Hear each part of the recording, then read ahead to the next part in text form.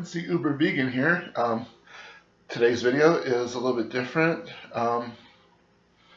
My house. So I wanted to say that this is a video response to Dustin is driving. Well, actually, it's to back up what Dustin was saying in his video. He did a video about how there's this about how people are doing false reports about drivers, and it seems to be an epidemic that's going on. I'm loosening my shirt a little bit. Sorry. Okay. Yeah. I wanted to share my perspective of what happened to me on New Year's Day. After driving all night New Year's Eve the night before, I was deactivated with a false report from a passenger that said that said that they smelled pot in my car. I don't smoke. I don't do drugs or nothing like that. So it was really crazy. That came out of nowhere, hit me out of nowhere. I did not expect that. I've had temporary deactivations before in the past, but that one took the cake on a new level. Other times I've been deactivated was somebody that said I was driving crazy or driving reckless, and one person said via Lyft that I asked them for cash, and I did not. They tipped me in cash, and then and I guess they tried to get it back from Lyft, the money that they paid for the ride itself, and it was ridiculous. So no, I don't ask for money. So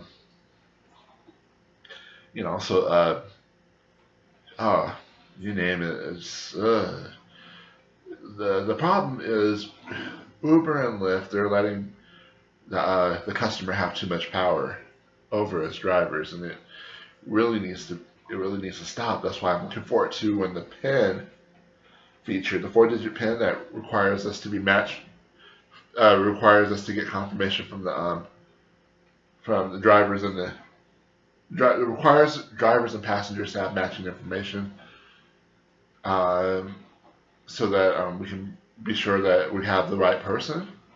I look forward to that being mandatory at all times. Shouldn't be a feature to opt into. I'm also looking forward to Uber just respecting drivers altogether. I hear that they're supposed to be recording our conversations in our through the app, and also there's supposed to be a video feature coming through soon. I'll keep you posted on what I hear of that. If I hear the other drivers, the other Uber tubers talking about that, I'll let you know, so that we can all share and be up to speed on that. But regarding the rides, I've had people pull all sorts of tricks on me. What I've learned is that you have to beat the passenger at their own game. If you have a funny feeling about a passenger the moment that they step into your ride for any given reason, trust your gut feeling. Report them first. Be the first one to give them a 1-star rating, and then say something negative about them. Because the more people that do that against these fraudulent passengers, we can kick them off. We can get the frauds off the service. And the red flags that I had ignored in the situation that got me deactivated temporarily were that the passenger that was that got into my car, he was with a group of 4 guys. There's 4 Bosnian college kids that they were in uptown Charlotte New Year's Eve around like 8 something at night, partying up and whatnot. They got into a fight with somebody else that was at the bar, and apparently they instead of getting carted off to the jail, they got they got taken to a hospital to have some teeth removed from one guy's knuckles, and they have the knuckles stitched up. The red flag thought in my mind was, okay, what's going on with these guys? Why didn't they get arrested? Why are they here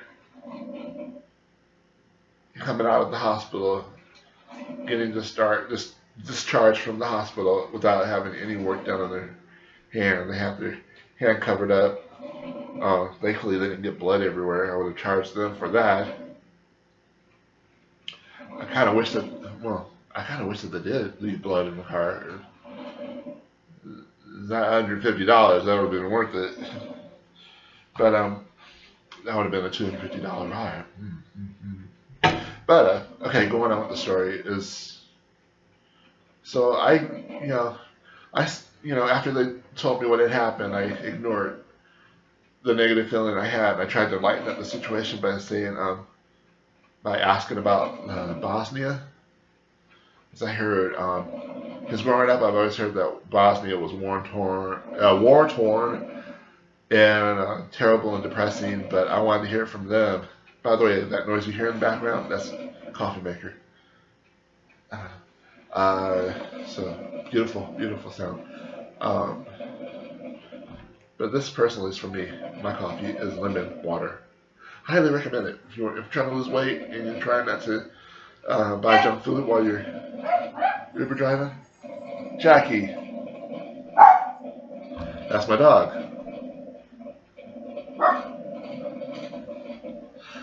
Going back to what I'm saying,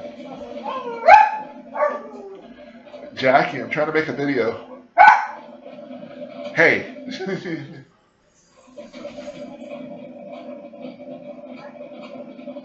um, Going on, where was my thought? So I got them to talk about. Hold on a second.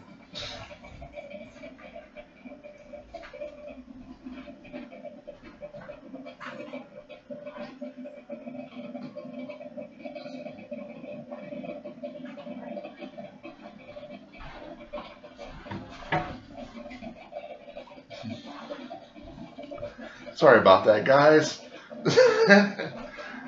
I'll introduce you to my dog one day. Who's that calling?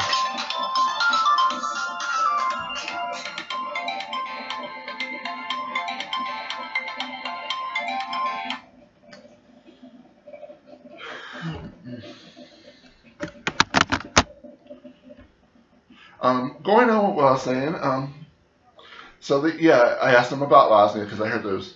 Growing up, it was always known to me as a very poverty-stricken, war-torn area, and but I've heard people through the years tell me that it was actually quite the contrary, a beautiful area. So I wanted to hear what these guys had to say about it, and I said, yeah, it went through a share of drama during the '90s, but in recent times, it's beautiful. They bounced back, and now it's an amazing city. But so these guys, when I left and when I dropped them off, they thanked each other for the great ride and great conversation, high fives and whole 9 yards. But the reality is, it was New Year's Eve. I picked them up in Charlotte, North Carolina, and took them to Salisbury, which is 45 minutes away. So it was a surge on that ride too, and I got like over $90 for that, and so they paid over. They must have paid what, twice that amount or close to that because of how Uber has been handling the fares. They have not been paying us the 80/20 that we committed to when I first signed up 7 years ago. It's now something like 60/40, where we get 60 and Uber keeps 40. Um, so yeah, so these guys must have paid like $180 or something total. I'm guessing. So I was just, it was I dismissed the fact that they could have sought to lie about me and get their money back, and I gave them 5 stars anyway in a glowing review. I would not do that ever again. I would just trust my feelings from here forward and just say, nice having met them, and then as they left, 1 star, disrespectful. So my advice to you guys is cover your own backs. I would say the other words, but I'm trying to keep it PG to reflect who I am spiritually and morally. And so cover your backs, because Uber's not going to do that for you. Uber doesn't really give two craps about who you are or what. They look out for the riders, and they also look out for themselves. So, but they look out for the riders more than they do anyone else. So, yeah, trust your gut feelings. Pray for your passengers that you feel that are offensive. Pray for all of them if you want. I have no limits on who I pray for. But when I feel negative vibes about certain passengers, I pray for them. And go with your initial feeling about the person. 1 star, negative comment. Yeah. Yeah, because and of course, if the person comes off as 5 star passenger, really wonderful all around, and no drama or negative energy coming from them whatsoever, recognize that and give them the 5 stars, because those are usually honest, and those are usually correctly representing themselves and not deceiving you. So know that you got to look out for yourself, because you got to be the one that speaks first, because there's other drivers out there that have been permanently deactivated for similar situations, and after and see, Uber works like this. They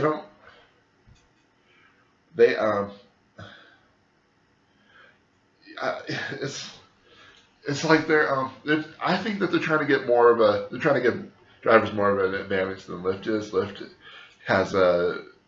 from what I experienced, has a zero tolerance policy for anything. So if one person comments bad about you, you're off the platform entirely.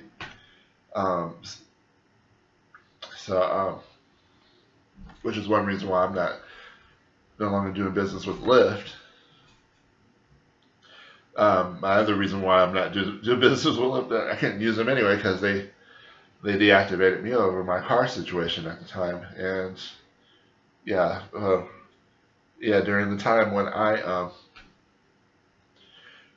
in the wake of my last accident that I had, I was without a car for about 4 months, and so I was in a rental car. And this is before Uber and Lyft made it a part of their policy to have rental cars on their service. Back then it was you had to look both ways. You had to do what you could to make things happen if you're without a car. And so I let every passenger know that I was showing up in a different car. And so out of 2,000 rides I did in that 4-month time, I may be exaggerating a little bit, but I told everybody except for one person on Lyft. I forgot to tell her. I forgot to send the message saying, "Hey, look for this car." And so she comes up to the car, and again, I ignored my gut feeling. If I went with my gut feeling, I would have said, "Okay, no, I need to stop you. You can't get in the car. No." But your feelings never lie to you. Trust your feelings about the people that you're letting in your car, and don't go against your heart.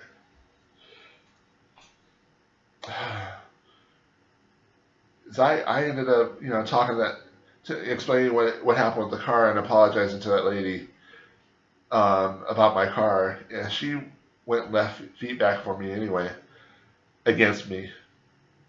And Lyft deactivated me because of that feedback. Her one feedback where she said that I arrived in a car that was not on the app. But anyway, okay, this person that, yeah, so that's my overall message. Watch what you, how you feel, and rate your passengers based on how you feel about them. First impressions, you name it, and even if your feedback turns out to be wrong about the passenger, it never hurts to be safe and sorry. Um, I mean, I have left bad feedback for passengers that have turned around and tipped me, but yeah, but you never know. You never know. It's just, yeah. That's my video for today. Sorry it took so long. 16 minutes. You guys have a blessed night. Remember to Uber on, go vegan, and be kind to animals. God bless.